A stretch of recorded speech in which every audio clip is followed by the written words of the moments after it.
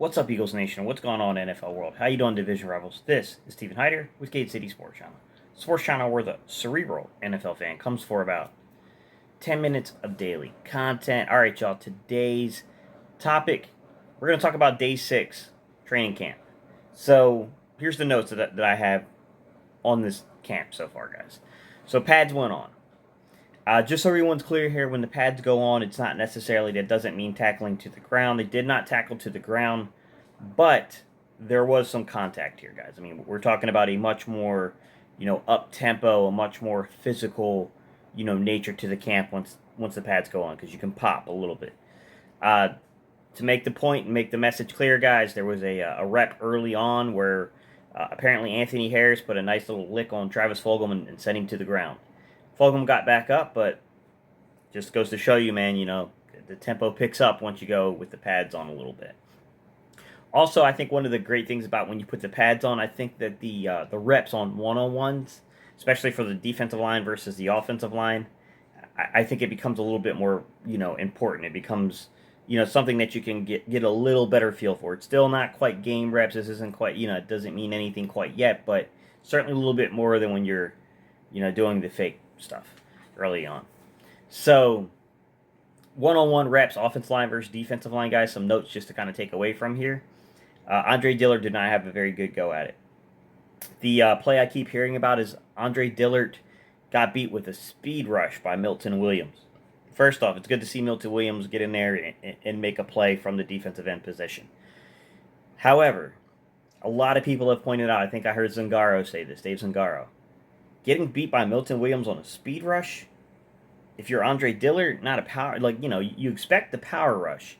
You can even understand him maybe being a little fearful of a speed into power, but that's not a good look for Dillard, man. Not a good rep at all. Meanwhile, Jordan Mailata is just completely snatching this thing away. At this point, there's nothing left but to call it. Jordan Mailata had a really nice block. At one point, he pancaked Brandon Graham. So, I mean, Jordan Mailata's been having a really good camp.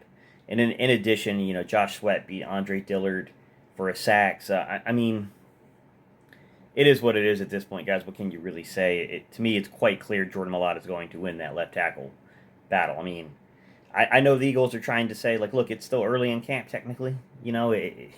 Things can turn around. I get the cautious approach. I get wanting guys to earn their way, but to me, this one seems pretty obvious at this point. Some other notes here is, speaking of one-on-one drills from the offensive line versus the defensive line, the young man from the University of Buffalo, Owasika, however you say his name, guys, don't trust me to say it because I'm horrible at names.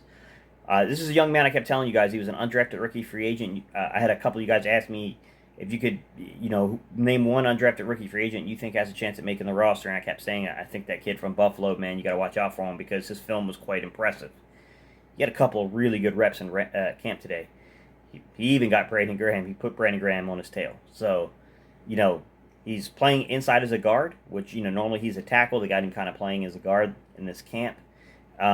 He's a guy that went up against a good speed rusher on the interior here, and Brandon Graham, they had Brandon Graham lined up as a defensive tackle, and he won the rep, man. It's quite impressive for a young man like that. I mean, he's not, by no means is this guy locked to make the roster because, we've gone through how deep that battle is at guard, but I would pay attention, guys. He's got a chance for a steal.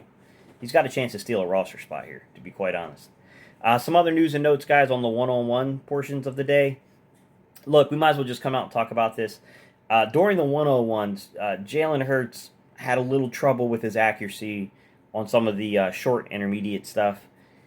Look, this is one of those tough things, guys, because I think you can't really ignore it, but at the same time, man, you can't overreact to something like that. It's one practice.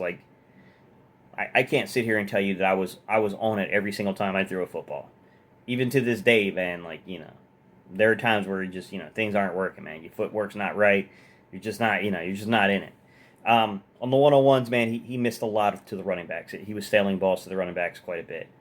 Once they got into the team drills and they start doing 7-on-7s and 11-on-11s, Jalen Hurts looked a lot better.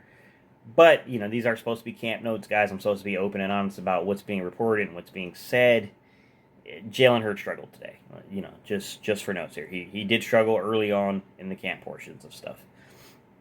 Other news and notes, guys, from the one-on-ones I think should be talked about is Zech Mcphearson is really starting to play well, guys.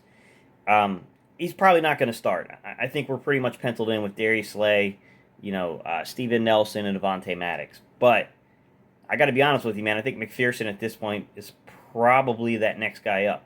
As a matter of fact, man, I'm really impressed with what I'm hearing about from the guys on the back end of this roster, from McPherson to Josiah Scott to Michael Jacquet. I see those three guys are really making plays. It's unfortunate for guys like Shaquille Taylor, who's dealing with a little bit of an injury issue, because I just think it's opening the window. We know McPherson was always going to be on the roster, but it's opening a window for guys like Josiah Scott and guys like Michael Jacquet to basically walk into the 53-man roster at this point. Depending on how many defensive backs I take. If they keep 5, I think it can be a really interesting battle there between Josiah Scott and Michael Jacquet. If they keep 6, I think it's going to be those 6. Great reps, man. McPherson is reading quarterbacks really well. He had a couple plays where he read like a little pass down below. It was kind of like a little dump off screen kind of action here. He saw it, he read it, and he got in there and broke up the ball. So he's definitely reading things, guys. He's doing a really good job, honestly. I also heard that Avonte Maddox had a pretty good day. Avonte Maddox made a couple of plays. So, good to see Avonte Maddox kind of really showing that he can still play in the league, and he was just playing out of position. Outside of that, guys, there were a few times that the receivers won. I heard a name I haven't heard in a while pop up, and I'm glad I'm hearing it, because I was starting to get concerned that this was going to be a really easy, decision at wide receiver. John Hightower finally started making some plays. Apparently, he went up and made a big play down the field over Michael Jacquet from Joe Flacco. It was a really well-thrown ball, and, Hightower went up and got it. That's good to see, man, because I was getting a little concerned that, we're not hearing much from Hightower, and, if you're going to make it this roster, you got to do something, my guy. He had a couple of big plays today, so John Hightower stood out. Once again, man, Quez Watkins is just having an incredible camp. I think Quez Watkins is clearly on this roster right now. I can't see how they would leave him off. The only concern you can have with a guy like Quez Watkins is that he can't just develop as a receiver. He's also got to give you special teams production to be like a 4th or 5th guy. You got to be able to play special teams, and that's the one thing I think Hightower, and it's the one thing I think that Greg Ward Jr. can offer over him. But it's not like you can't teach a dude how to play special teams. I do think that Quez Watkins, just like John Hightower, is a bit of a long strider. Those long striders make really good kick returners. So I would look for him to maybe, if I was Quez and if I was the coaching staff, I would probably have Quez out there fielding kick returns. I would be getting him worked in, trying to get him in special teams play. Look, crazy camp so far, guys. It's been a crazy camp. We see guys that are stepping up. I'm hoping, guys. I'm hoping this roster is a lot better than people think, y'all. All right, y'all. These are today's camp notes, man. I appreciate y'all tuning in. I'll catch y'all on the next video.